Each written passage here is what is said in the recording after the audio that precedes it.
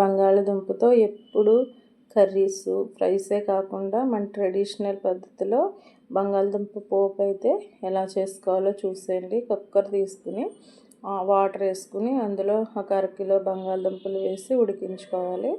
దాని తర్వాత చల్లారిన తర్వాత మెత్తగా స్మాష్ చేసుకోవాలి పీల్ తీసుకుని.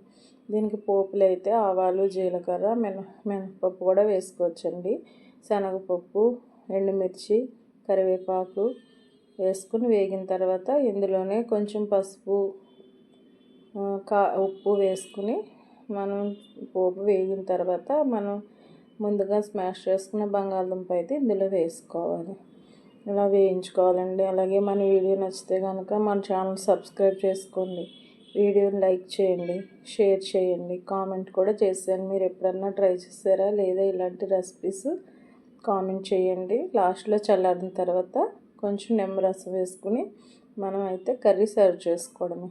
ఇదైతే రైస్లో వేసుకుని చారు వేసుకుని పోపు వేసుకుని తింటే చాలా బాగుంటుంది. మీరు కూడా ట్రై చేయండి.